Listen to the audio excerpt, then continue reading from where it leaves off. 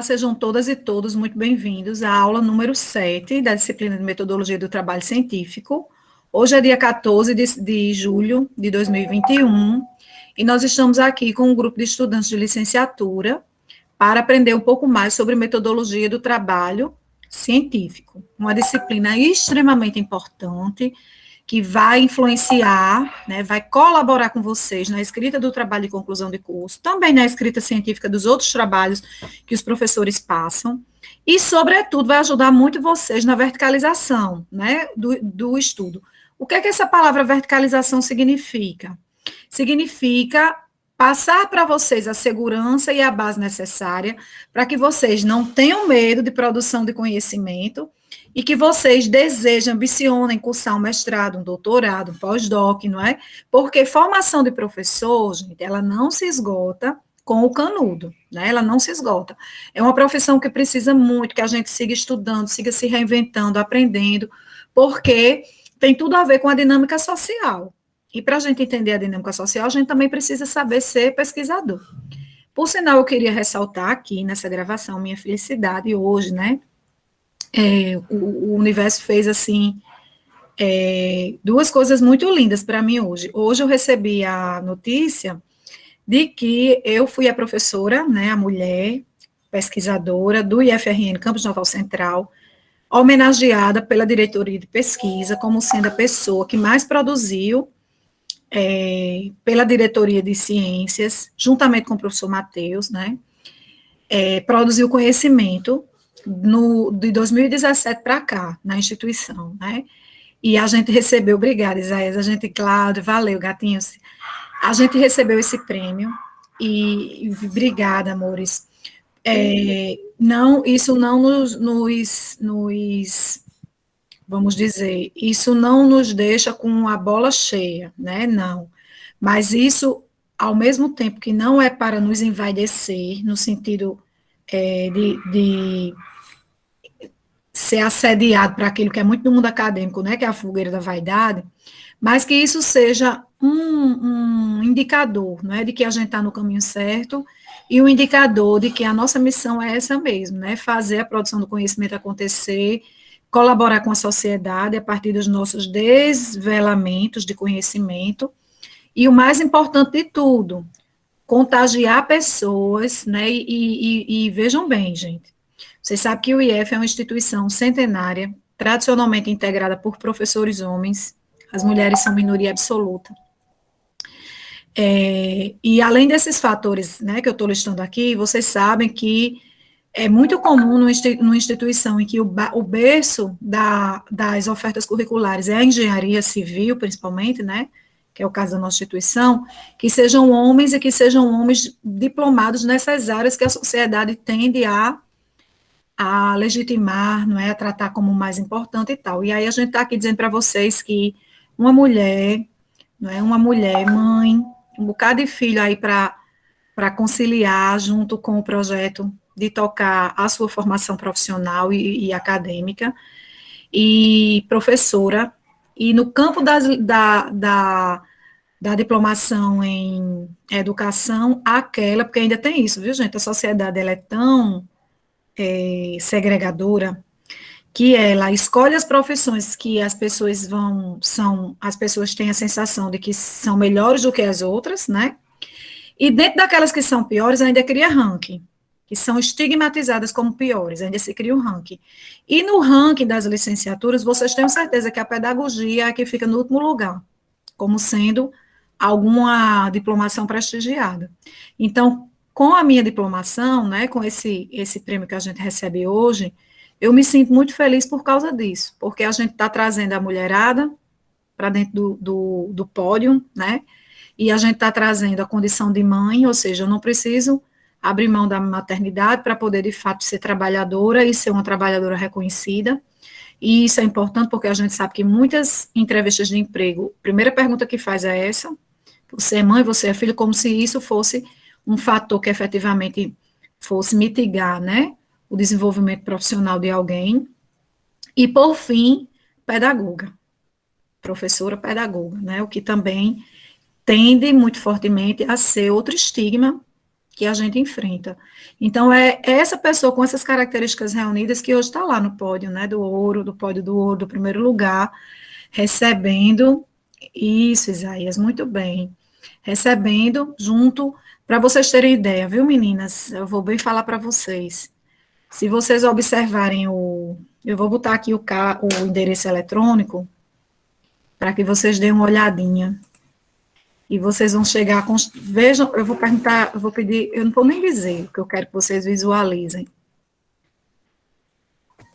Tá aí o site. Dê uma entradinha aí nesse site e vejam a foto da professora de vocês.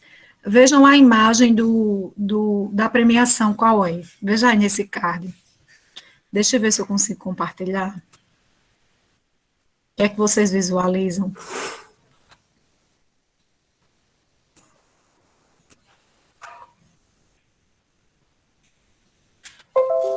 Estão vendo? Compartilhou?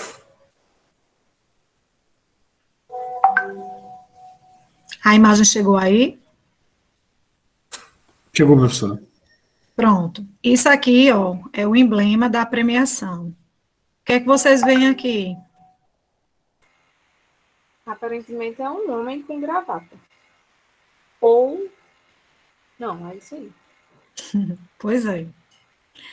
Então, mesmo quando a gente está aqui vibrando, né, e dizendo que as mulheres, elas também, né, mesmo as mulheres, as mães e as pedagogas podem, né, estar entre pessoas homenageadas, né, pessoas que se destacam, mas até mesmo quem cria as oportunidades de dizer que é possível a inclusão de pesquisadores, cria com esse inconsciente. Olha aí a mensagem que está nos dando, né?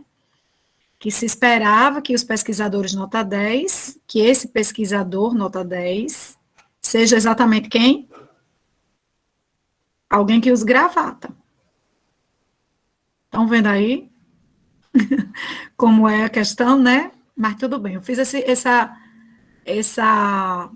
reflexão aqui para que vocês vejam, né, e sintam na pele essa questão da misoginia, né, da sociedade do patriarcado, como isso é forte, como isso realmente habita o inconsciente das pessoas, e como é preciso que nós, professores, desmistifiquemos essas coisas todas, e a gente se rebele, né, contra isso, claro que não de uma forma tirana, autoritária, que emende o grau de agressividade, né, mas que a gente faça diferente, que a gente, inclusive, se sirva de um momento como esse de aula para a gente estar mostrando, olha aí como é a situação, né.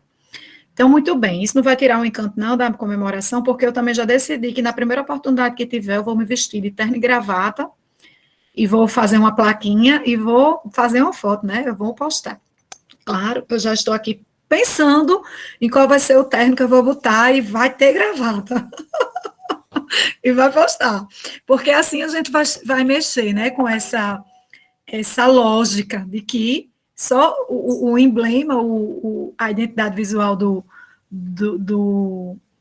prêmio tem que remeter aos homens, né?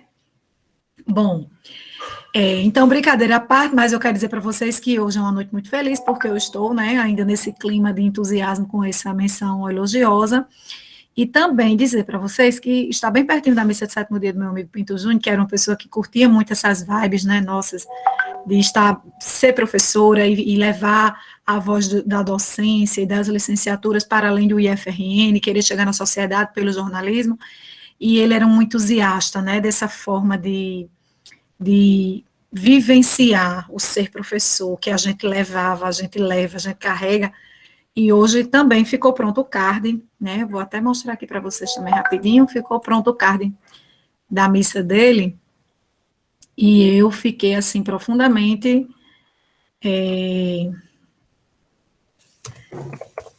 assim, chegou juntinho, né, quando eu abri o meu WhatsApp, que vi essa questão da menção rosa, né, o pessoal mandando para mim a foto,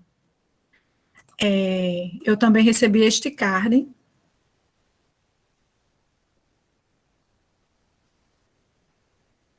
que é exatamente o card, né, da foto dele, com o convitezinho aqui do lado para a missa de 30 dias de falecimento, essa coisa toda. Então, com esse, como eu falei para vocês, né, hoje eu tenho duas notícias para dar, né, duas notícias que mexeram muito comigo e que me trazem, assim, muito emotiva para a aula de hoje. Bom, professora pesquisadora Rayane, que tinha iniciado com vocês o diálogo sobre o projeto de pesquisa dela, ela não mora em Natal, ela mora em Macau. E aconteceu um probleminha de saúde com a irmã dela que está grávida, e ela precisou vir, já agora no segundo bloco do dia, guiando o carro para prestar socorro à irmã dela, né, aqui em Natal. E por causa disso, ela não vai poder estar presente conosco nesse momento. Então, o que é que eu vou fazer? Eu vou concluir a apresentação do trabalho dela, certo? E na sequência, eu vou falar para vocês novamente. Hoje Bruna me chamou, não é Bruna que está aqui nessa sala, me chamou no privado e pediu que eu retomasse as orientações da avaliação com vocês. Isso já era a nossa intenção, né, independentemente do pedido de Bruna, porque eu já tinha dito para vocês que eu ainda não tinha postado um texto para que vocês fizessem a prestação das informações na grade. Eu disse para vocês que eu não tinha postado o texto.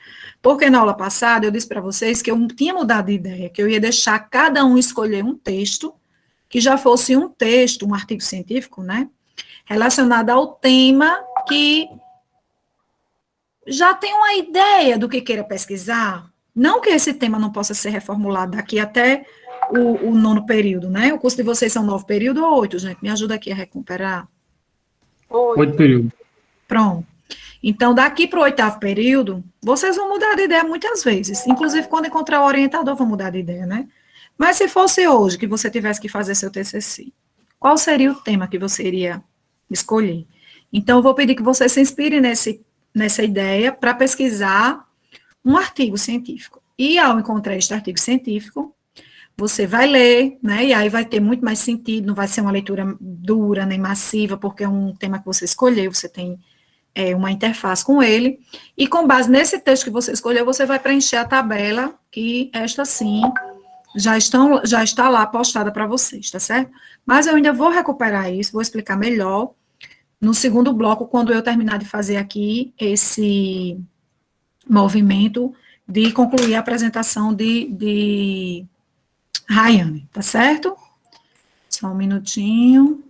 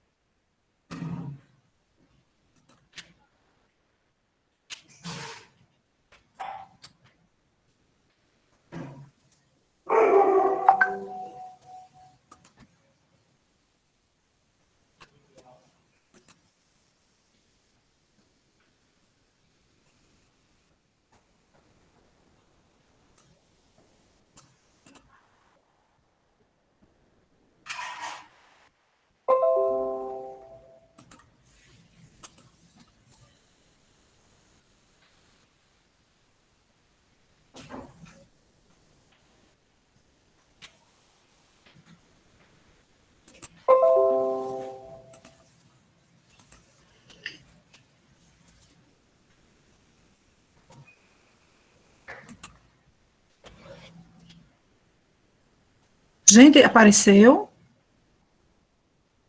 Sim. Apareceu. Pronto. Eu não estou visualizando vocês, tá certo? Certo. Então, eu só vou prosseguir aqui com o que ela já tinha falado, né? Bom, na aula passada, a gente aprendeu o que é o título e o que é o tema. Lembram? O que é o título, gente? É o nome do trabalho, né? Aquela composição de palavras, de uma cauda de palavras, né? É uma palavra que é um enunciado, uma frase, é uma sequência de palavras, cuja sua cauda expressa exatamente o quê? A ideia síntese do que trata um trabalho científico, né? O que é o tema? O tema são produções de sentidos que estão relacionados às comunidades científicas. Lembra que a gente falou isso? Então, por exemplo, quando você vai apresentar trabalho num evento, você precisa antes entrar no site do evento e conhecer quais são os eixos temáticos que o evento acolhe os trabalhos, né? Quais os eixos temáticos que o evento ele compreende, ele trabalha, não é? Ele se relaciona. Da mesma forma, por exemplo, quando você vai entrar num mestrado, num doutorado, o seu projeto não pode ser largo, aberto, né, para qualquer área. Você vai ter que escolher a linha temática que você vai concorrer com o seu trabalho. Então, veja que o tema é algo que a gente tem que estar atento a ele, porque ele é algo que pertence às comunidades científicas. O que são comunidades científicas? São grupos de pesquisadores que se encontram com o interesse de mesmo assunto, para investigar, para ler, para pesquisar e para produzir conhecimento, certo? E aí eu falava para a Rayane, né, que ela não expressou a linha nessa lâmina, caberia na primeira lâmina a linha, o título e os autores é coisa muito séria em trabalho científico, né, porque envolve o nome do aluno e também o nome do orientador. Professor, e por que tem esse outro professor aí embaixo? Porque no caso de Rayane, ela tem 2 orientadores. Quando tem 2 orientadores, como é que chama? Um é o orientador e o segundo leva o nome de, quem sabe dizer? Co-orientador? Exatamente, de co-orientador. Aí a gente passou, né, ela já apresentou isso aqui para vocês, vamos dialogar. Aí ela fez a apresentação pessoal, falou da formação, a disciplina de metodologia e trabalho científico, falou da organização da pesquisa. Depois então assim, esse vamos dialogar, não é, compreende, foi um mote que ela achou para falar das motivações pessoais, ó, o que me fez pesquisar acerca da temática, como eu cheguei até aqui. Então, isso aqui corresponde à motivação do pesquisador, que é um dos itens que estão lá na grelha que vocês vão preencher. Professora Andresa, toda pesquisa necessariamente fala da motivação do pesquisador? Não. Nem toda pesquisa o pesquisador realmente coloca suas características. Em educação é muito comum que as pessoas que escrevem um artigo, um capítulo de livro, vocês também podem pesquisar capítulo de livro, certo? Que elas consultem, que elas falem de si, né, o que é que motivou e tal, ali naquele primeiro momento das linhas da introdução do artigo ou do capítulo. Mas, por exemplo, um trabalho de engenharia, nem sempre, de medicina, dependendo da área, nem sempre o produtor do conhecimento vai ter esse cuidado, né, de contar essa historinha de si. Então, aqui, Rayane apresentou o que é a motivação dela, né, e, na sequência, uma das motivações, que é o fato da gente estar no ano do centenário de Paulo Freire, ela foi explicar um pouquinho mais sobre essa motivação, que é pesquisar Paulo Freire, né, e citou a importância dele para o mundo, a importância dele para essa memória do centenário, e também porque Paulo Freire é um estudioso que defende a diversidade, que é uma outra ideia que ela propõe na pesquisa dela, né. Então, foi juntando tudo isso que ela chegou a isso aí que ela chama, né, de uma relação, uma síntese de pensamento, que nada mais é isso aqui do que o próprio título, né, o título do trabalho dela.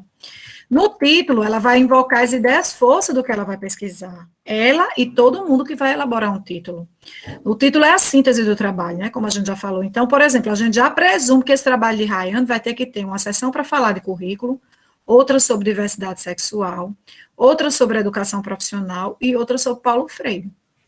Quando a gente lê um título de um trabalho, a gente precisa ter a maturidade de identificar as palavras-força que estão dentro desse título, porque elas já vão nos direcionar para a gente entender do que esse trabalho vai falar. E se a gente lê aqui, né, que tem 4 grandes ideias que, pelo título do trabalho de Rayane hoje, eu entendo que ela vai tratar.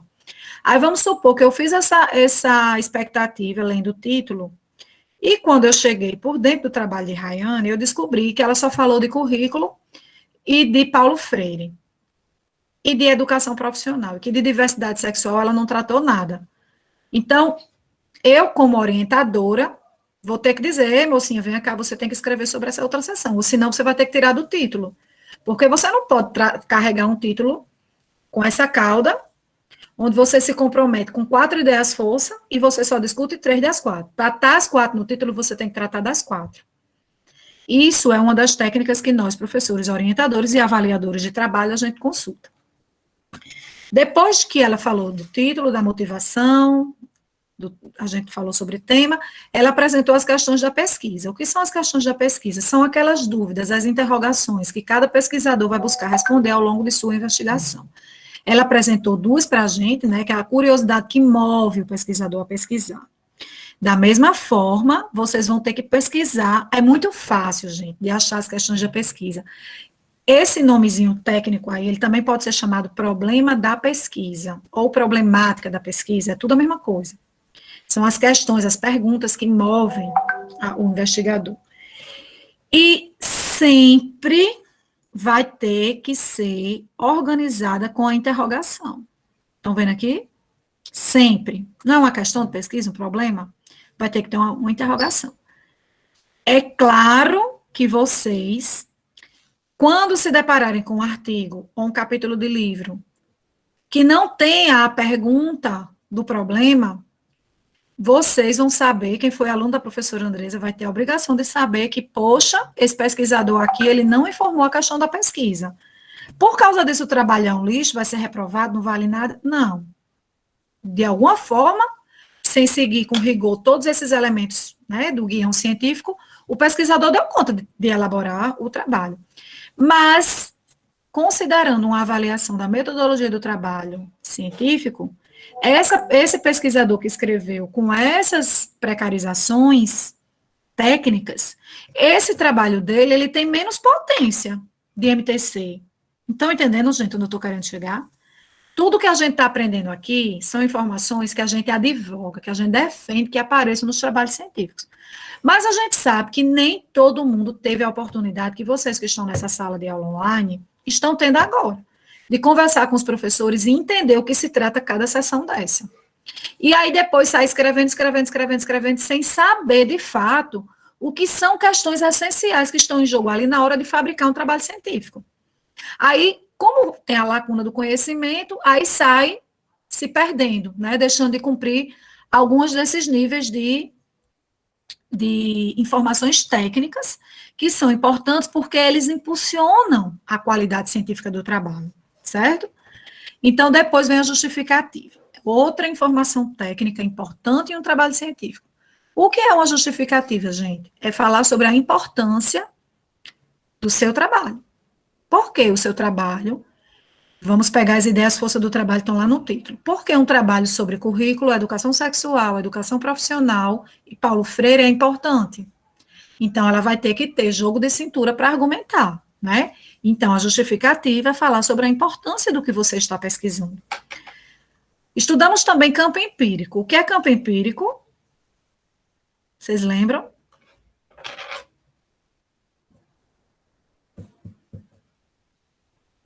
Eu falei para vocês, campo empírico pode ser chamado de outras formas.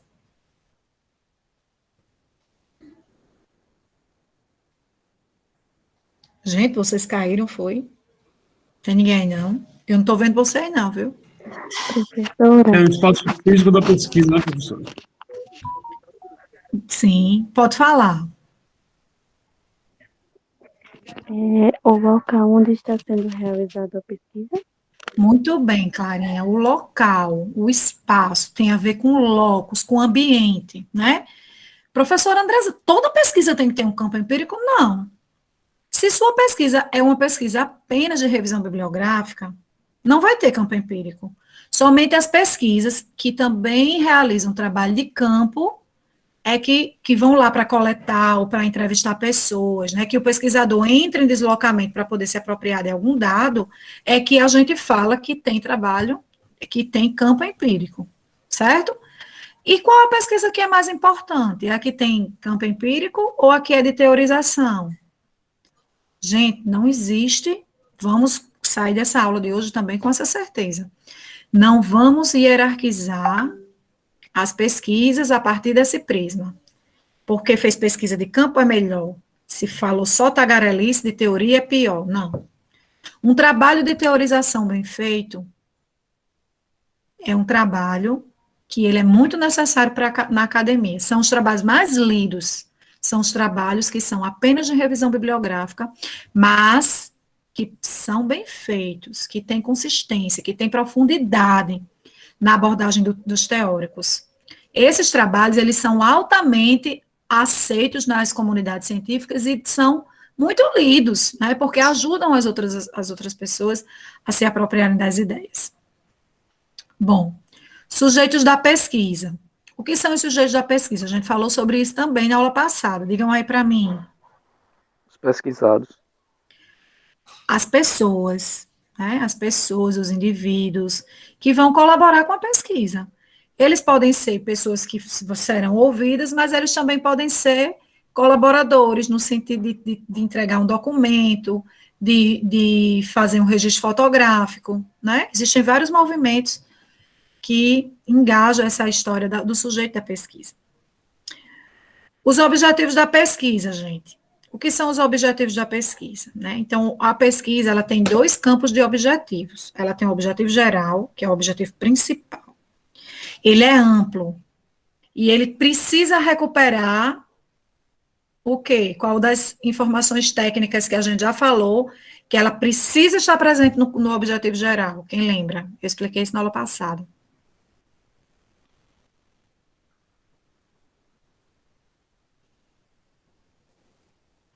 É o título, né? Quando a gente vai ler um artigo científico, que a gente procura o nome objetivo, eu boto logo no localizador aqui do computador, objetivo, vou direto para o objetivo geral. E eu vejo que o objetivo geral vem com uma conversa. Diferente do que o título diz, eu já sei que aquela pessoa que escreveu aquele trabalho não tem maturidade científica nenhuma. Porque o título, gente, que é o nome do trabalho, ele precisa estar completamente alinhado com o objetivo geral. Certo? Então, veja, sabe aquelas 4 ideias força que eu falei para vocês, que a gente viu aqui juntos, que tem o título de Rayane? Vamos ver se elas também não estão aqui no objetivo geral? Então, veja o objetivo geral dela: compreender as relações estabelecidas entre o currículo libertador e o princípio da diversidade sexual, no contexto da educação profissional, no IFRN Campus Macau, realçando como centralidade teórica o pensamento de Paulo Freire. E a educação profissional, tá ali. Veja, você consegue perceber as 4 ideias forças que estavam no título, sendo que melhor explicada para que o leitor desse objetivo entenda qual vai ser a ação que Rayane vai desenvolver. Certo? Então, esse é o objetivo geral, ele é macro, né? Ele é amplo. Os específicos agora. O específico, o nome já está dizendo. Está aqui, ó, objetivos específicos. É o segundo bloco dos objetivos que a gente precisa informar. Então, os objetivos específicos, gente, eles são mais restritos. Eles dizem respeito às seções da pesquisa. Então, cada seção, por exemplo, o trabalho tem o número 1, que geralmente é a introdução, aí depois ele tem o item 2, o item 3 e o item 4. Para aquele item 2, ele tem que ter um objetivo específico, que é o que o autor, o pesquisador vai tratar ao escrever aquela seção. No 2 é outro objetivo específico, e no 3 é outro objetivo específico. Estão entendendo? Então, os objetivos específicos é uma estrutura que está relacionada às seções. E o objetivo geral ao todo, certo? Professora Andresa, toda pesquisa é obrigatório o pesquisador apresentar o objetivo geral, o geral, esse aqui, é. Se não tiver objetivo geral, isso não é uma pesquisa. Então, o autor tem a obrigação de informar o objetivo geral da pesquisa. E os objetivos específicos? É obrigatório. Eu não oriento o trabalho onde o meu orientando não deixar claro o objetivo geral específico, para mim cometer um pecado gravíssimo. Eu quero que deixe claro os dois. Onde é que a gente deixa essas informações claras? Na introdução do trabalho. Mas eu também sei que nem todo mundo teve uma boa iniciação científica por dentro, né, de suas formações iniciais, e que muitas vezes os objetivos específicos, eles ficam esquecidos, e eles não são informados no texto. E aí não é um pecado tão mortal assim. Esqueceu o objetivo geral? Final de carreira. Não tem como, é reprovado. Mas deixou passar os objetivos específicos, tudo bem. Ainda vai, desde que o restante do trabalho se posicione com firmeza, com zelo metodológico, né? Vai, passa. E o pesquisador, leitor desse trabalho, vai saber como identificar quais eram os interesses específicos do autor. Como é que ele identifica? Lendo o título das subseções, que é lá onde vai sinalizar por onde ele passou, quais foram os objetivos específicos, pontuais, né, topicalizados do que ele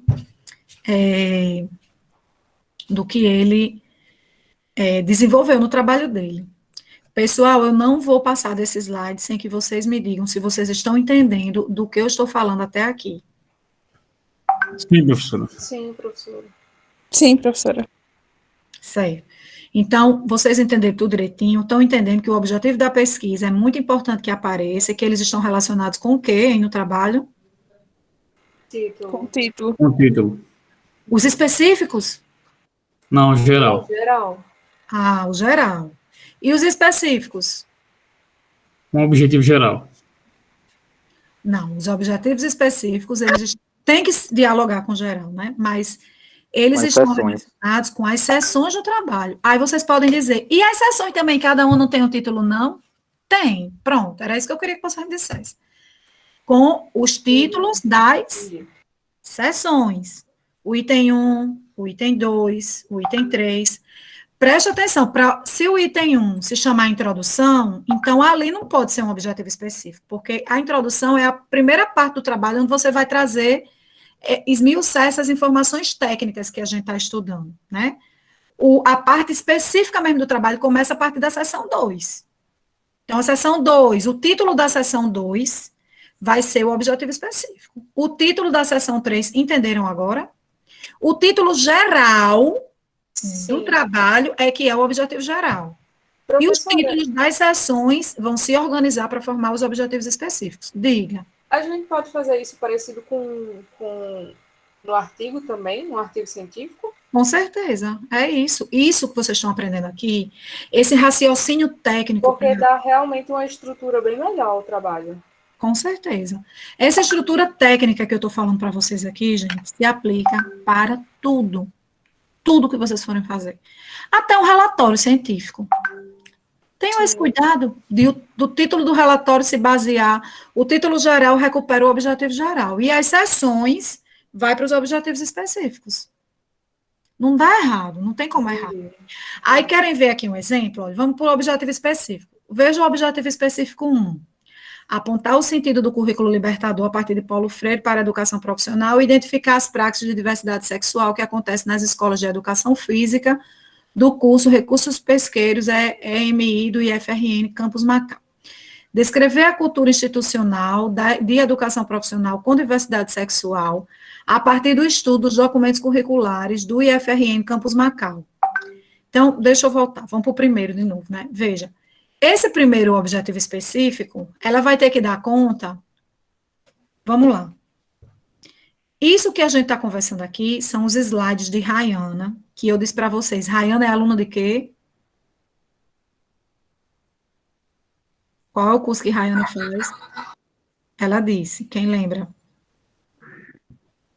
Se não me engano, era biologia. Física e biologia. Educação física e biologia foram as duas graduações que ela já terminou. Mas hoje, esse trabalho aqui que ela está realizando é para uma oferta curricular do IFRN que não é mais graduação. Quem lembra? Mestrado? Mestrado, muito bem. Então, vejam, isso aqui são informações técnicas para uma dissertação de mestrado. Mas eu repito, eu tenho dito isso desde o primeiro dia de aula. Gente, esse fio condutor das informações técnicas, eles são iguais.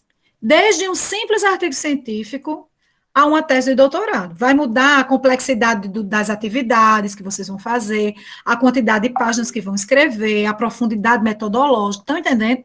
Mas a espinha dorsal dessas informações técnicas, vocês têm que fazer desde agora, desde a monografia de vocês, tá? Aí, nesse primeiro objetivo específico aqui dela, o capítulo 1 de Rayane vai ser a introdução, porque na dissertação de mestrado, na monografia e na tese de doutorado, o capítulo 1 se chama introdução. Então, ela não vai ter um objetivo específico para a introdução, porque o que é a introdução? É uma descrição de tudo o que vai acontecer no desenvolver do trabalho, né? Por isso que tem gente que diz assim, a introdução faz no final. Não é? Não tem gente que diz isso? A introdução a gente faz no final. Por quê? Porque é retomada de tudo. Professora Andresa, você quer que a gente aprenda como? Pronto. Eu não quero que vocês aprendam dessa forma. Porque a introdução, gente, ela vai ser, vamos dizer assim, no final de todo o trabalho de vocês, a introdução ela vai ser sofisticada. Tá? Vocês podem alterar as informações da introdução. Mas, como as informações da introdução são as informações técnicas do trabalho, a partir do momento em que, por exemplo, Rayane terminou esse slide aqui, que está com todas as informações técnicas dela amarradinhas, com consistência, aprovada num seminário de dissertação. Rayane precisa terminar de escrever a dissertação dela para escrever a introdução dela? Não. Não. Eu geralmente faço primeiro a introdução também, depois eu só acrescento outras coisas. Pois é, entenderam? Agora, isso é para quem faz a grelha, o plano da pesquisa direito. E eu recomendo que, além de fazer, aprove com o orientador e faça uma exposição pública, um seminário, para ouvir as críticas, né? Aquilo que Rayane veio aqui na aula passada e passou junto com vocês. É algo que é extremamente pedagógico, porque vários olhares convergindo para aquele tema, para aquela exposição, vai encontrar lacunas. É assim que a ciência cresce. Esse movimento de expor o que está fazendo para receber as críticas se chama de falseabilidade. Quanto mais testagem para a gente perceber o que está vulnerável, fraco, falseável no trabalho, mais a gente vai sair fortalecido da produção do conhecimento, tá? Então, por exemplo, hoje eu vejo o trabalho de Rayane completamente alinhavado, coerentemente. Se está alinhavado, e a prova disso foi que ela passou semana passada pelo seminário de dissertação, e ela tirou 10 com louvor. Então, 5 professores doutores olhando para o trabalho dela e dizendo o que entendeu, e ela só recebeu elogios por causa dessa sequência lógica, né, das ideias que ela seguiu. Aí Rayane vai precisar esperar 2023, dezembro de 2023, que é quando ela vai completar os 2 anos dela, para ela escrever a introdução dela? De jeito nenhum. Agora, ela vai fazer a introdução dela, ela já pode fazer agora, mas sabendo ela que no decorrer da pesquisa, na medida em que ela vá se encontrando com alguma dificuldade, vá mudando um pouquinho de raciocínio aqui e acolá, se acontecer isso, que é natural também que aconteça, ela vai ter que voltar para a introdução e ajeitar aquele dado, acrescentar, ou então trocar um por outro, que houve uma mudança. Estão entendendo? Nada é sólido e permanente. Tudo pode ser transformado. Mas se esse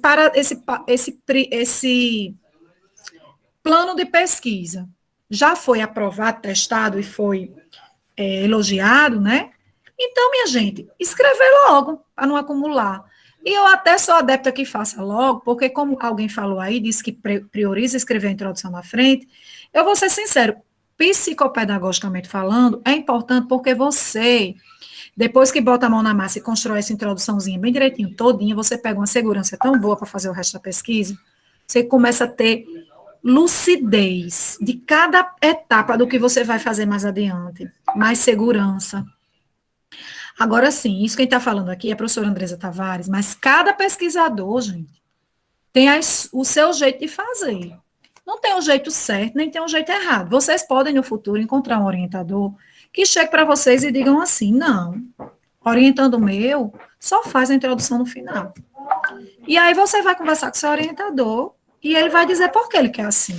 E ele vai lhe convencer, e você também pode contra-argumentar, não é? Mas existem vários caminhos. Ocorre que o que eu vou trazer aqui para vocês é o caminho do que dá certo comigo e com os meus orientandos, e que eu também estou compartilhando com os meus alunos de MTC, certo?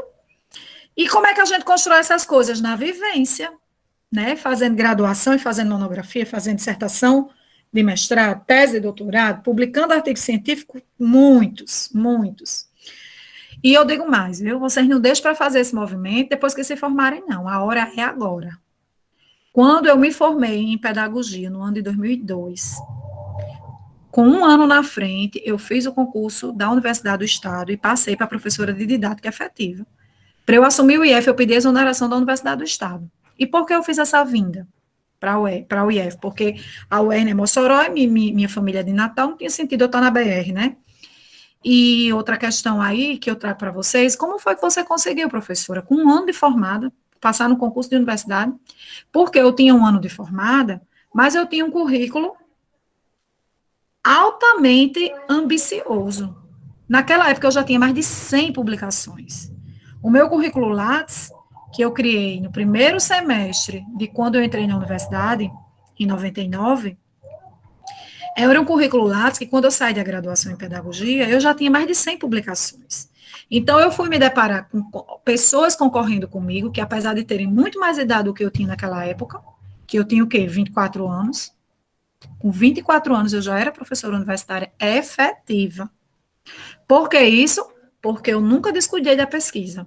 Eu sempre fui ali, ó, sangue no olho, ferrada na produção do conhecimento, né? E tudo isso, hoje eu tenho esse acumulado dessa experiência, né? E tudo isso foi muito importante, tanto para que eu conseguisse entrar rápido no mestrado, no doutorado, no pós-doutorado, como também para que eu conseguisse realizar os meus sonhos profissionais nos concursos públicos. E na Universidade do Estado, eu não tinha dedicação exclusiva, o meu vínculo era 40 horas, então eu podia fazer o que eu quisesse, nas outras 20 horas, né? E aí, eu também era professora das universidades particulares, naquela época, né? Os 8 anos que eu passei na UERN, sendo professora, eu também dava aula nas universidades particulares.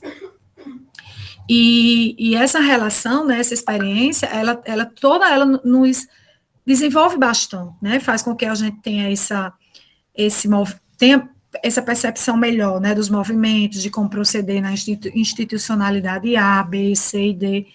E uma coisa que eu não abro mão é de levar essa voz que estimula a produção do conhecimento, né, esse chacoalhado no meu aluno, olha, vá publicar. Publique capítulo de livro, publique artigo científico, se tem um evento para participar, participe, se tiver comunicação oral, vá publicar no anais do evento. Tudo isso depois vem para o seu currículo Lattes e tudo isso depois vai ajudar você nos concursos da vida aí, nas seleções profissionais que vocês prestem e toda essa coisa mais, tá certo? Então, tá na cara que o objetivo específico número 1 da Rayane tem a ver com a escrita do capítulo teórico dela. O capítulo 2, o 1, porque o 1 eu já disse, é a introdução, né? Então, isso aqui é o objetivo do capítulo 2. Ela vai ter que fazer isso aqui no capítulo 2 dela.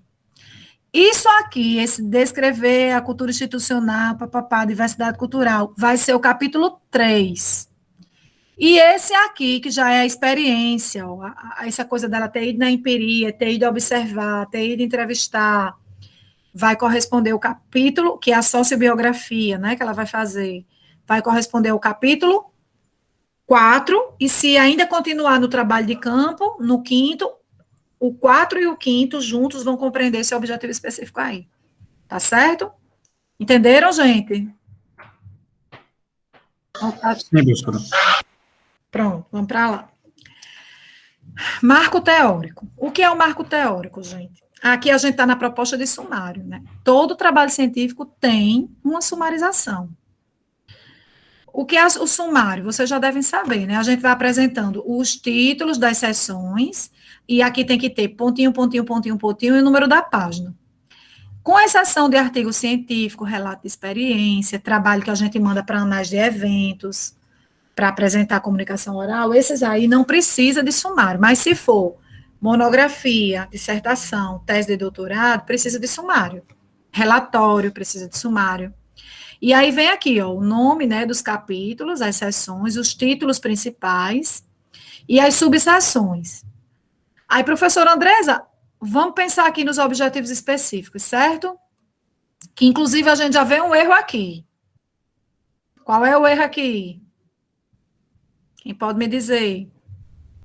Relacionado a essa numeração.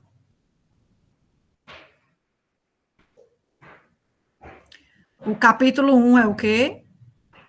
Se chama Introdução. Não é. Então, aqui é para ter o nome introdução. Isso aqui é para começar aqui, ó, do 2. Isso aqui vem para o 3, isso aqui vai para o 4, isso aqui desce para o capítulo 5, que ela vai ter que criar, né? Vou ter que dizer isso a ela. Bom. Então, o primeiro capítulo sempre vai ser a introdução. Sempre. Certo. Isso para monografia, teses, dissertações, certo? Capítulo 1 sempre vai ser a introdução. Nos artigos científicos, gente, a introdução também vem na frente. E você pode colocar o número. Não aparece como capítulo. Só que você não chama de capítulo, você chama de seção. Mas também a seção 1 também se chama introdução. Tá certo? Boa pergunta. Bom, então vamos lá. Veja, bate direitinho. Se você observar esse objetivo específico aqui, que é... esse primeiro aqui, ele bate direitinho com isso aqui. Professora Andresa, você disse que o objetivo específico, ele bate com o título da seção. Basta olhar o título. Mas se você também for olhar, o que desce aqui, que é o miudinho dentro, né, a subseção dentro do capítulo, tudo também converge e dialoga com o que está aqui. Isso aqui é uma forma de deixar mais didático a leitura. Aí vai sair criando, né, subseções. Da mesma forma, se você for olhar, então veja, esse segundo aqui, os princípios e fundamentos do currículo integrado, princípios e fundamentos é matéria de fundamentação teórica ainda. Então, esse outro capítulo aqui, ele também vai obedecer a esse objetivo específico aqui. Aí é quando vai começar a sociobiografia, quando ela vai começar a sentir a cultura institucional. Então, é a partir desse capítulo aqui que ela vai fazer esse segundo objetivo específico. E aqui, ó, análise do conteúdo, a partir do garimpo, da vivência, é quando ela vem para a análise da experiência, corresponde a essa terceira seção aqui, e aí ela encerra o trabalho dela. Depois tem sempre as considerações finais, né? É diferente o que vai discutir aqui das considerações finais, porque aqui ela vai apresentar os resultados. E nas considerações finais, ela vai fazer comentários, a partir do ponto de vista dela, sobre os resultados do trabalho. Lembrando, gente, que nas considerações finais, esses resultados que são comentados e analisados, eles envolvem tanto o estudo da teorização, que é essa primeira parte aqui, quanto o estudo da empiria, que é essa segunda parte aqui. Para não achar que quando vem escrever a consideração final, a pessoa vai tratar apenas da parte, apenas da parte empírica. Não. Nas considerações finais é preciso fazer uma retomada sintética, porque também você não vai dizer tudo de novo, tem que ser com síntese. Se você destinar 5 parágrafos para resumir, vamos botar 4. 4 parágrafos para você resumir a ideia que você trabalhou no 1, mais 4 parágrafos para o que você trabalhou no 2, mais 4 para o que fez no 3, e mais 4 parágrafos escrevendo sobre o que encontrou no 4, pronto, você tem uma excelente conclusão, uma conclusão, né? Que considerações finais também se chama conclusão, vocês podem encontrar com esse outro nome. Então, pronto, você já está diante de um excelente texto, certo? Depois vem as referências, que isso aqui tem a ver com as normas da ABNT, que na próxima aula vou encerrar essa parte, e a gente vai começar a trabalhar essa parte mais estética dos trabalhos. Depois vem os anexos. O que são os anexos?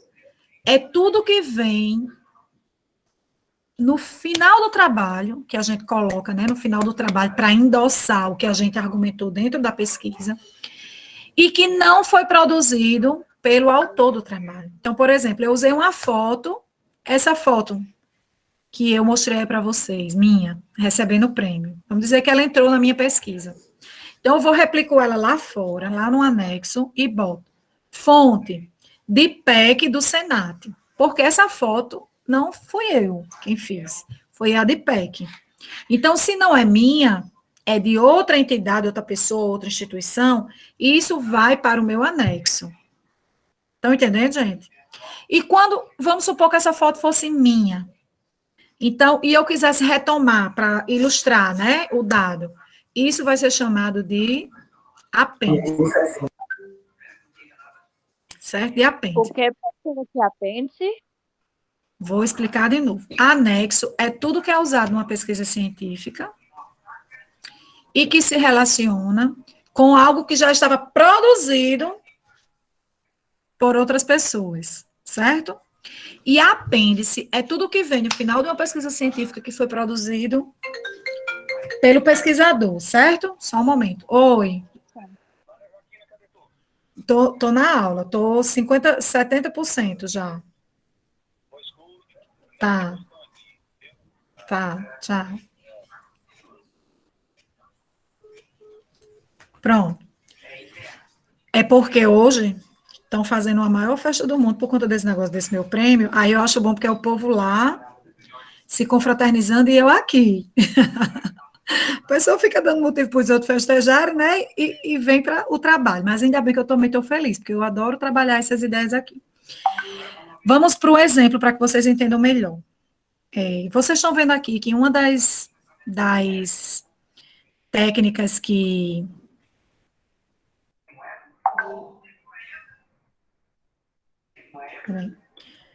uma das técnicas que Rayane vai apresentar, certo? Vamos dizer aqui, ó, vamos dizer que ela vai fazer trabalho de campo, aí ela vai investigar meninas lésbicas, tá?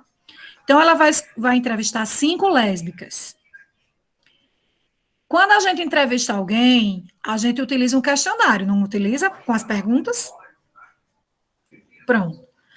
Aí, esse questionário, se quem fez foi Rayane, ele tem que vir, ele não vai aparecer na íntegra no meio do texto da dissertação, não vai.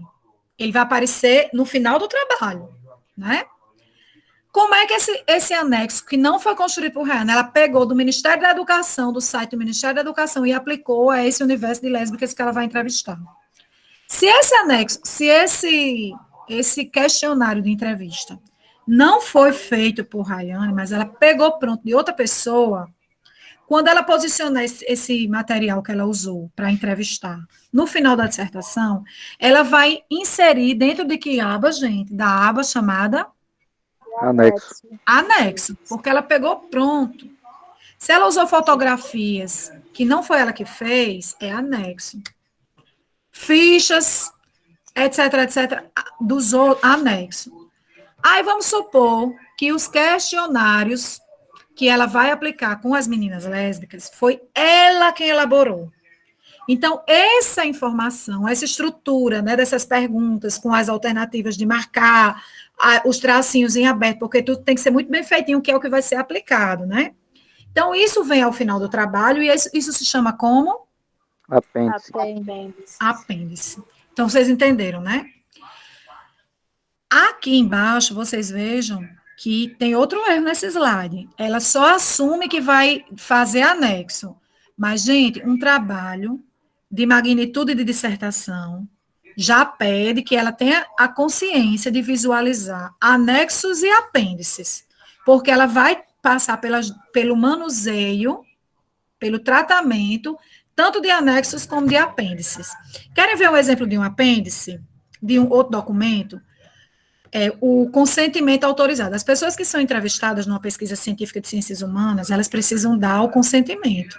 O que é o consentimento? Elas vão assinar um documento, uma cartinha, onde o pesquisador bota lá, eu autorizo que a minha fala seja usada numa pesquisa científica, e no final ele assina, e o pesquisador vai guardar esta carta, que se chama consentimento autorizado, para que se um dia algum comitê de ética, alguma instância, chame para saber se aquela pessoa autorizou ser mencionada na pesquisa, esse pesquisador tem que guardar eternamente esse documento com ele.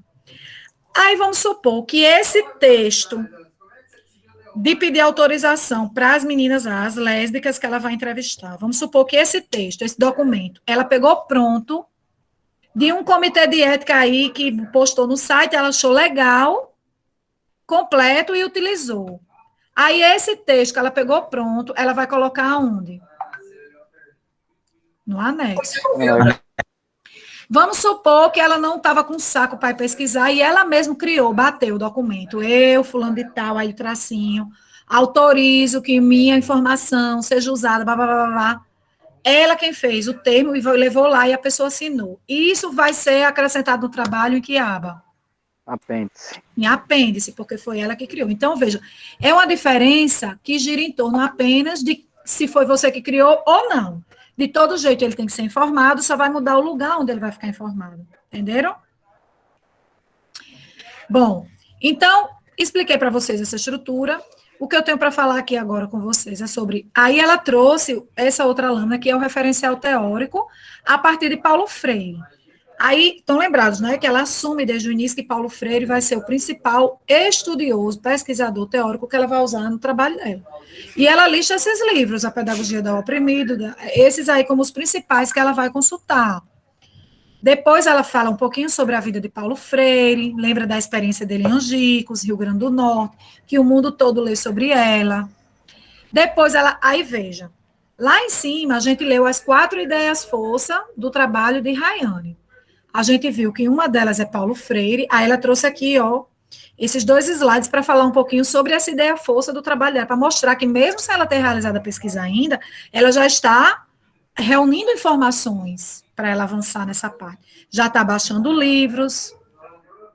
A segunda ideia-força do trabalho dela é o currículo. Então, ela vai ter que estudar sobre currículo.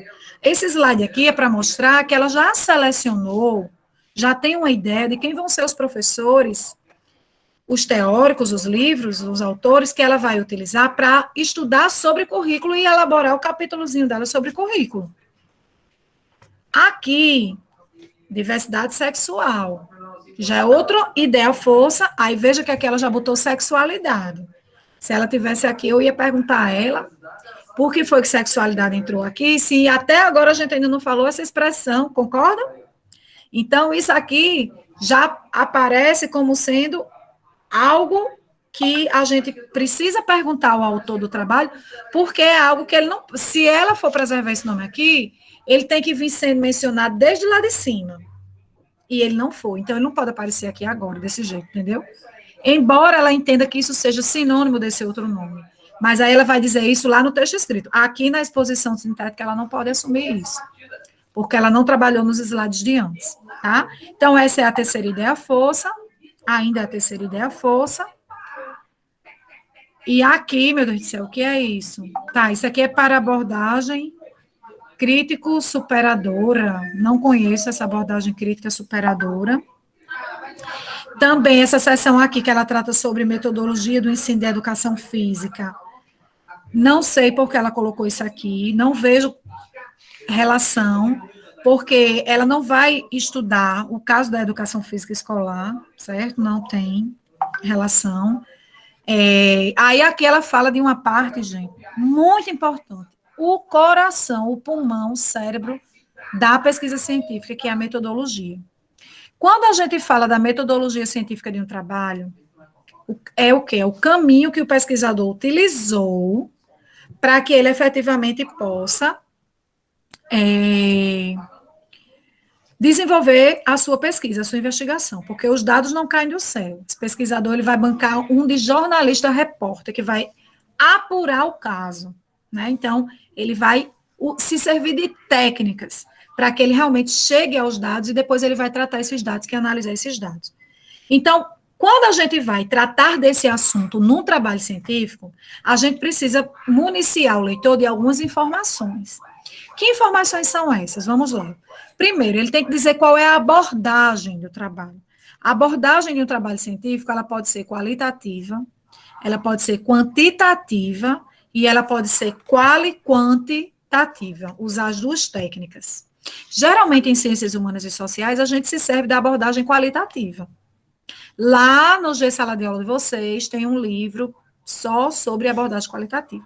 Por falar nisso, gente, eu atualizei semana passada o G Sala de Aula de vocês e criei lá uma seção bem legal chamada Videoteca, que tem alguns vídeos curtinhos, de 5 minutos, de 10 minutos, que falam sobre cada uma dessas informações técnicas que eu estou tratando com vocês a partir deste trabalho de Rayane. mas que vocês indo lá, vocês vão ouvir também, é um material para complementação, a partir de outros professores, trabalhando essas informações que eu estou falando aqui para vocês, com outras argumentações, mas chegando ao mesmo ponto que eu estou conversando aqui, tá? Bom, além da abordagem, o pesquisador, quando fala da metodologia científica do trabalho, ele precisa dizer qual é o tipo de pesquisa que ele vai realizar. Então, Rayane afirma que é sociobiografia. Eu tenho aqui nessa sala de aula Edna, que também é minha mestranda, e que o tipo de pesquisa dela já é outro, se chama estudo de caso. Eu tenho Priscila, eu não sei se Priscila está aí, que eu não estou vendo vocês, mas o tipo de pesquisa de Priscila vai ser pesquisa narrativa autobiográfica. Eu tenho Luiz e Bernardino, que eu não sei se estão aí, eu chamei tudinho. O tipo da pesquisa dele já é núcleo de significação. Eu tenho Anderson Quirino, que a pesquisa dele é representação social, o tipo. Eu tenho Luciano Santos, que o tipo de pesquisa dele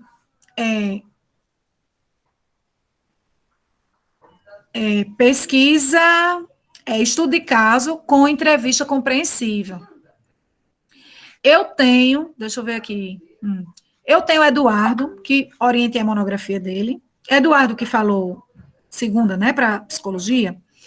O trabalho de Eduardo, a metodologia dele, a graduação, o tipo de pesquisa era análise temática de Minayo, com base na autora Minayo, certo?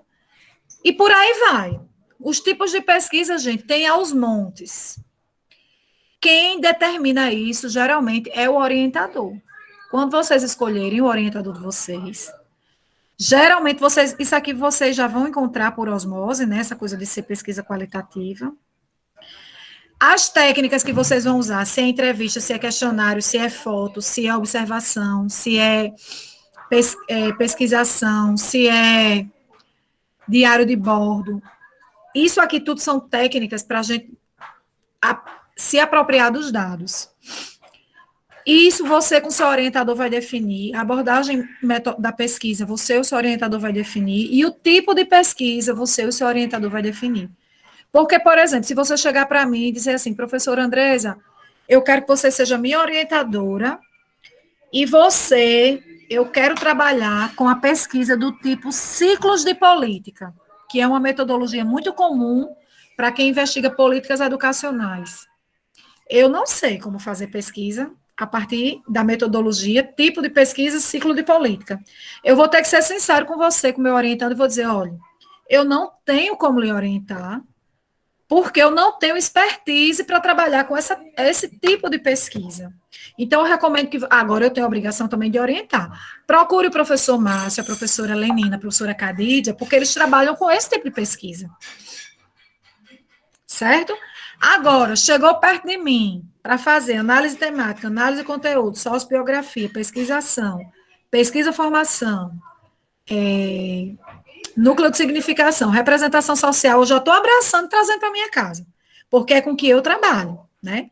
Então, é muito importante isso também, que vocês conversem com os orientadores sobre o tipo de pesquisa, porque isso é muito sério e a gente não tem como conhecer todos os tipos de pesquisa, né? A gente tem uma certa tradição com um certo tipo que é muito próximo um do outro, mas a gente sabe exatamente quando encerra isso e começa aquilo, tá certo? E aquele que a gente nunca trabalhou, a gente convence orientando.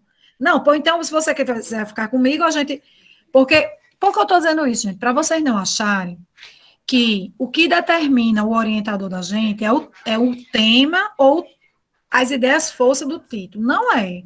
Porque qualquer professor que vocês tenham na graduação, eles vão saber lidar com esses temas, ou esses objetos, né, as ideias forças que vocês apresentam. Agora, não é todo tipo de pesquisa que eles vão poder orientar, porque essa parte da metodologia, do caminho metodológico, é algo muito denso, que interfere profundamente no andamento da pesquisa. Por isso é que os orientadores, às vezes, meio que desistem, né, de uma orientação ou outra, quando a pessoa diz assim, eu quero com esse tipo de pesquisa. Agora, sim, em nível de graduação, não é muito comum o aluno chegar para o orientador já dizendo, ó, eu quero investigar sobre esse título aqui, essas ideias, e a pesquisa, o tipo da pesquisa que eu quero fazer é essa aqui. É muito difícil, porque a não ser que seja um aluno que já vem de 2, 3, 4, 5 graduações, que já tem maturidade. Mas se for uma pessoa, um bebê como Clarinha, por exemplo, dessa turma, né, que ainda não tem uma experiência de fazer uma pesquisa, que não conhece nem direito quais são os tipos de pesquisas que existem, como é que ele pode chegar dizendo que quer fazer tal tipo de pesquisa, né? E aí vocês vão ser orientados devagarzinho a partir das orientações do orientador, né? Pronto. Aí Rayane fala das técnicas de pesquisa, que é a pesquisa documental, leis e decretos, projeto político, PPC do curso. Então, isso aqui é o que ela vai investigar, ó, as técnicas, né, para ela garimpar os dados. Ela vai fazer pesquisa documental, quer dizer, vai consultar documentos estratégicos do site, desde leis, projeto político pedagógico, PPC, PTDEM, isso tudo são currículos, tá, gente? Tem tudo isso aqui, tem no site. E também pesquisa bibliográfica, ó, que são as revisões bibliográficas, né, dos autores, e também ela vai fazer uso dessas outras técnicas, diário de campo, fotografia, registro audiovisual, entrevista e análise compreensiva. Pronto, aqui são as referências. Vejam aí, ó, quando a gente cita um autor, o nome se escreve de trás para frente, o título do livro geralmente vem em negrito. Eu não gosto dessas, eu vou ser muito sincera com vocês. Eu vou ter sim, ainda tem essa última capa aqui, né, que foi a homenagem que ela fez, porque o dia da apresentação dela foi na sexta-feira da semana que se comemorou o Dia Mundial do Orgulho Gay. Aí a gente finalizou com essa, foi uma coincidência, né, porque o trabalho dela traz essa questão da homossexualidade, das meninas lésbicas, e o currículo integrado, essa coisa toda. E como coincidiu com a Semana do Orgulho Gay, a gente combinou assim, vamos fazer um encerramento bem com chave de ouro, assim, explorando bem essa questão da bandeira, né, do arco-íris. Bom, eu espero ter conseguido ser claro para vocês, né, ser clara e ser escura, né, porque essas expressões agora a gente vai terminar tendo que trocar. Eu não gosto, eu vou ser muito sincera. A partir da próxima aula, a gente vai começar a estudar algumas orientações da ABNT, mas eu ainda vou insistir em ficar conversando com vocês sobre as informações técnicas dos trabalhos científicos. Por quê? Gente, não adianta eu pegar vocês, né, 22 alunos, colocar para ficar de 7 da noite às 20h30, falando de normas de ABNT. A aula, além de ser um saco, a gente não pensa, porque é algo que chega pronto e a gente tem que obedecer. E agora vem o dado mais desmotivador. A ABNT é um documento que ele muda. Geralmente, ele tem vida útil de 1 ano.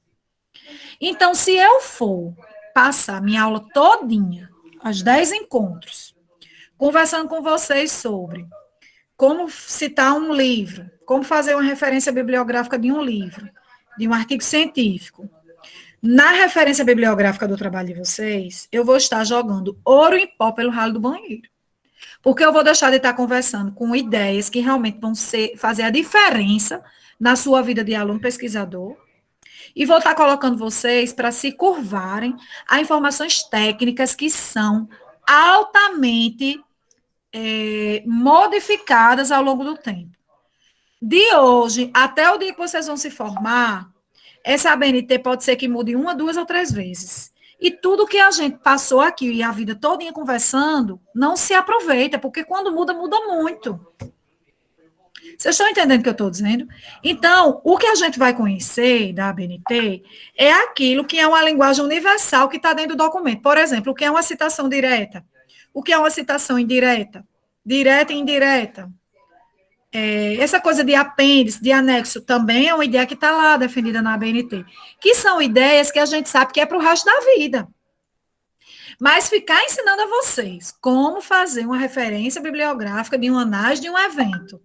Gente, pelo amor de Deus, é a coisa mais sem futuro do mundo, porque vai ser hoje, com base na ABNT que foi publicada em dezembro do ano passado. Quando for dezembro do ano que vem, pode mudar. Porque é uma fogueira, uma disputa de vaidades, esse povo que formula as regras da ABNT. E esse grupo que cuida dessa associação, ele muda. Todo ano tem eleição, acho que é bienal, parece, a eleição deles. Então, eles vão mudando bienalmente, e quem chega, minha gente? Quer imprimir a sua marca, é igual esse negócio de governo.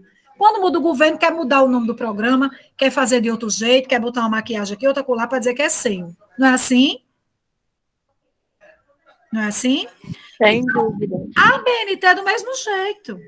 Eu estou dizendo isso aqui porque possa ser que alguns dos estudantes que estão nessa sala pensou que a disciplina fosse ficar andando em círculos, girando em torno de ABNT. E eu não trabalho assim. Eu não trabalho. Porque eu quero preparar o meu aluno para ser um pesquisador para a vida inteira. E não para ser um pesquisador que conhece só de norma de ABNT técnica, com data de validade curta, que quando caducar já vai perder tudo que aprendeu. Certo? Então, é por isso que eu vou discutir algumas coisas da ABNT, o que são pré-textuais, o que são pós-textuais, quais os elementos textuais que a gente precisa obedecer. Isso são ideias importantes que estão na ABNT. Mas ficar amassando, como citar um livro, não tem sentido.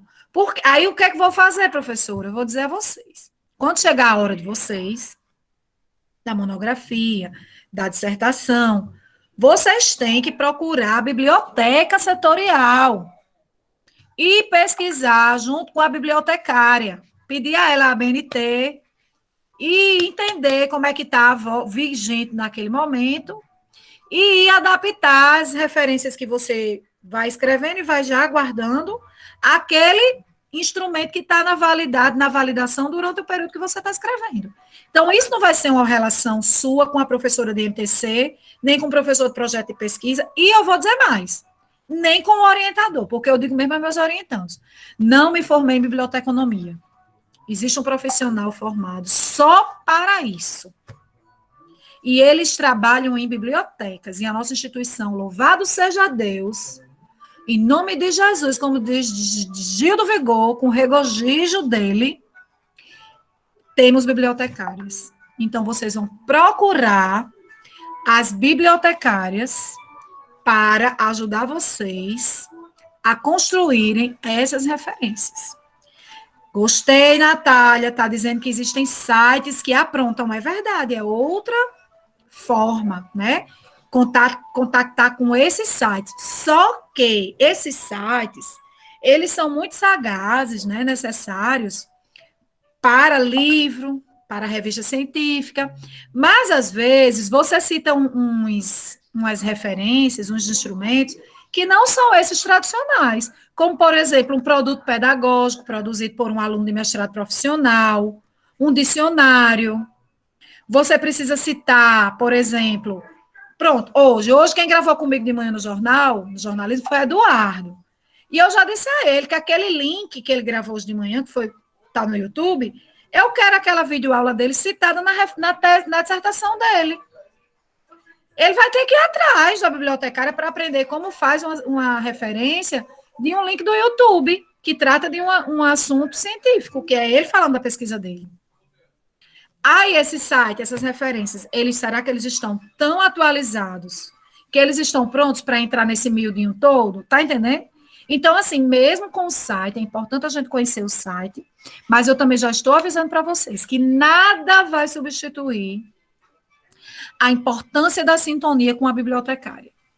Porque vai ser a bibliotecária quem efetivamente vai dizer para você o caminho das pedras quando chegar na hora de botar o trabalho nas normas. Inclusive, vou até ser franca aqui, tem bibliotecária que faz assim, ó. Você faz do jeito que você sabe, que é o jeito tradicional, como você vê no livro. Você pegar o livro, você vai ver que na ficha catalográfica do livro tem uma proposta de referência, que é uma universal, que é a esse livro foi de 2020, pronto, tá aqui. Aí, a referência bibliográfica que está aqui é a que estava em vigência no ano que ele foi publicado. Esse livro, eu sou a autora dele, do ano 2020, está aqui. Aí vocês vão fazer a referência no final de 2025. Vão botar do jeito que está aqui. E os outros, cada um do seu jeito. Aí, quando você chega na biblioteca setorial, aí a bibliotecária vai dizer assim, vamos fazer o seguinte, deixe aqui, que eu vou marcar aqui com as setinhas, vou dizer o que é para você fazer, que já ajusta com o que é para ser feito. Depois, aí vem pegar com 15 dias. Porque quando eu fiz licenciatura em pedagogia, foi assim. Quando chegou na reta final, procurei a bibliotecária lá na UFRN. Ela ficou com minha monografia. Aí, claro que antes de levar para ela, eu fiz a minha parte também, né? Eu não fui levar para fazer tudo. Eu me esforcei o mais possível para ler a BNT atualizada daquele momento e botar minhas referências naquela sintonia. Mas ainda assim, depois eu fui lá, levei, entreguei. Ela ficou 15 dias, marcou o trabalho todinho, essa parte de normalização. Depois eu fui lá, peguei, voltei para casa, abri meu computador, ajeitei tudinho e pronto. Foi a partir daí que eu imprimi, botei em espiral e levei para a banca, porque naquela época não existia ainda esse negócio de hoje, que não é indicado nem imprimir por conta da poluição, né, e da devastação ambiental. A recomendação hoje é mandar mesmo online em PDF. Tá certo? Então, eu vou me despedindo de vocês por aqui. Espero que vocês tenham entendido a dinâmica da disciplina e as sinalizações da aula de hoje. E aí, semana que vem, próxima quarta, eu vou começar a aula trabalhando novamente o que é para vocês fazerem na avaliação. Mas hoje eu vou passar um dever de casa. Eu gostaria muito que cada um de vocês selecionasse o texto que você vai trabalhar para fazer a conectividade com a grelha. Então, por exemplo, eu escolhi o tema, deixa eu ver aqui, educação ambiental. Aí eu vou atrás de um artigo científico no Google, vão para o Google, e pesquise um artigo científico sobre esse tema. Aí você já traz na próxima aula. Certo? Professora, já escolhi. Eu vou saber. Quem já escolheu o seu texto? Pronto. Pesquisem artigo científico, ou capítulo de livro, ou uma monografia, pode ser também, pode ser uma dissertação, o material que você goste, que tem um tema que você goste. E aí, na próxima aula, eu vou começar aqui abrindo a grelha e mostrando para vocês, lembrando a vocês, cada informação da grelha, e vocês vão entender que é para pescar aquela informação desse texto que você escolheu. Pode ser meu TCC? Pode. Natália, tu já fez um TCC, é isso? Tu tem outra graduação? Na graduação, não. É porque quando termina o técnico no IF, tem que fazer o TCC do técnico. Perfeito, meu amor. Pode sim. Que deve estar com... Inclusive, se eu for olhar agora, com certeza ele vai estar com um bocado de erro. Exatamente, Isso. Aí é bom porque você já faz a crítica. Onde vocês não encontrarem, vocês digitam lá, não foi localizado no trabalho. Não tem problema nenhum. O que eu quero é que vocês tenham um olhar técnico para identificar as fortalezas e as fraquezas dessas informações técnicas no trabalho científico. E com isso, minha gente, vocês vão embora. Vocês estão prontos para serem grandes pesquisadores em educação. Beleza? Boa noite, vocês podem ir se retirando, porque eu vou entrar em outra sala de aula. Tchau. Tchau. Beijo, aguardo vocês quarta.